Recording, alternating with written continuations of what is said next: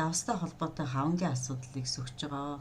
Давс ба хав нэг хичээлээрээ давс баг хэрэглэснээс эсвэл давс огт хэрэглэхгүй байснаас үүсдэг хавангийн тухай ярьсан. Одоо давс ба хав хоёр хичээлээрээ давс их хэрэглэж ус багснаас үүсэх хавангийн тухай та бүхэнтэйгээ ярилцсанаа. Бидний биед одоо давс ямар хэрэгтэй вэ гэдгийг би давс ба хав нэг хичээлээрээ та бүхэндээ хэлж өгсөн. Бидний хөдөлгөөний эрх чөлөөг хангадаг, өөрөөр хэлэх юм бол давсан дотор агуулгадаг натрий, калий, магний гэх мэтийн бодисуудын тусламжтайгаар тархинд цахилгаан импульсийг дамжуулдаг. Тэгснээр бид нар яадаг вэ гэхээр хөдөлгөөн хийдэг. Бидний гар хөдөлж гэн, тийм ээ, хөл хөдөлж гэн, нүд завчилж гэн гэх хөдөлгөөнтэй холбоотой бүх асуудлууд магний, калий, давстай холбоотой энэ холбоотойгоор бид нар хөдөлгөөн хангагдчихэдэг. Хэрвээ давс огт хэрэглэхгүй болчих юм бол түрүүчийнхээ давс ба нэг хичээлээр ямар хор уршигтай яаж хаван үүсдэг тухай ярьж өгсөн. Одоо болохоор давс их хэрэглэж ус баг ууснаас үүсдэг хавангийн тухай та бүхэнтэй ярьж өгч байна. За тухайлах юм бол одоо давс их хэрэглээд ус баг уухад би эсийн дотор ямар үйл явц, ямар процесс явагддаг гэдгийг бүгдээрээ сонирхъя. Эс маань гадна талын орчинд маш их давстай байгаа учраас дотор байгаа өөрийнхөө тэнцвэртэй орчин биш үү? Эсийн дотор энийг алдахгүй тулд өөр хорчидаг байхгүй, хорчигоо жижигэрчдэг. Тэгээд эс хооронд нөгөө ус үсэж штэ, маш их усыг барьцдаг. Ингээд хава үсэж байгаа.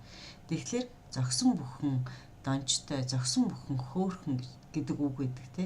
Яг түүнтэй адилхан бидний биедэх одоо натрийн хлоридын тэгсийн уусмал гэдэг. Энэ уусмалтай ойролцоо бидний биеийн доторх одоо давс усны найрлага ийм байх ёстой байхгүй юу? Ийм байх ёстой учраас яг тэр байдлыг байлгахыг, тэр байдалтай байлгахыг бие махбод маань ирмэлзээд бидний төлөө санаа тавиад эхэлж байгаа нэг үзэгдэл бол энэ давс хэрэглэж ус баг ууснаас үүсдэг хаан байхгүй юу? Зөвлөлтөд байгаль ихтгэлтэй зөвлөлтөд хур ихтэй жил хур ороод байх юм бол хөрс рүү нэвчилт байхгүй болчихно. Тийм хур бараг хүлээж авах хөрс дургу болж штэ. Хур багтаа жил яах вэ гэхээр хэрэв хур орох юм бол түүнийг маш сайн хүлээж авна, тийм ээ. Бороо хуран тэгшэрсэн сайхан жил болох юм бол яах вэ гэхээр мэдээж хэрэг цэцэг навч сайхан ургаж мод нахиалан цэцэглэн, тийм ээ. Цагийн юм цагтаа гэдэгч бүх юм сайхан байдаг байна шүү дээ. Үүнтэй адилхан баг бид нар хэрэглэх юм бол хаван үснэ, давс хэрэглэх юм бол бас хаван үсдэг байна. Өөрөөр хэлэх юм бол эсүүд маань ингээд хагас нэвчилт үүсгдэг өөрийн тийм гадаргатай байхгүй юу? Тэрүүгээр ганц усыг л нэвчүүлдэг. Хэрвээ давс баг хэрэглээд байх юм бол өөрөө хөөгө томордог гэдэг түрүүчийн хичээл дээр ярьсан, тийм ээ. Хөөж томроод тэр дотор байгаа усаа давстай тийм зөв орчноо хадгалах гэж томроод ахна шүү дээ. Эсүүд өөрөө томорно гэсэн чи юу гэсэн үг вэ гэхээр би махад тэр чигээрээ томрох буюу хав уснэ л гэсэн үг. Эсүүд хэрвээ хорчигоо давс ихтэй орчин ус бага угаад эхлэх юм бол эсүүд өөрөө хорчигоод ирнэ. Гэхдээ гадна орчинд байгаа тэр усаа бас бариад ахна шүү дээ. Тийм болохоор бас хаван үсэж гинэ гэж ойлгож болно. Тэгэхээр ер нь зөв хоолж л эхлэх хэрэгтэй гэсэн үг л дээ. Зөв хоолт бол мэдээж хэрэг бидний биеийн дотор байгаа ус болон давсны зохицолцоог хамгийн хэвийн, хамгийн зөв байдалд барьж идэг. Тийм болохоор та бүхний миний зөв хооллолтыг, зөв хооллолт хоёр хичээлүүдийг үзхийг зөвлөж байна. Зогсон болгон гоё, зогсон болгон хөөхөн гэдэг, тийм ээ. Тэгээ яг ийм үг гэдэг шүү дээ, тий. Өөрөөр хэлэх юм бол одоо яг зөв тунгаар хэрэгэлсэн хор хүртэл им болдог шүү дээ, тийм ээ. Яг энэ утгаараа авч үзэх юм бол бид нар зөв тунгаар, зөв дозоор давсыг өмнө хэрэглэх хэрэгтэй. За бидний биеийн булчин шүрмсүүд хөдөлгөөнөө хэвийн байлгая, тийм хэвийн хөдөлж явах хэрэгтэй. Булчин шүрмсүүд маань одоо татахгүй, чангарахгүй ямар нэгэн асуудалгүй байлгая гэж бодож байгаа бол бид зөх хэмжээний давс хэрэглэх хэрэгтэй байна шүү дээ.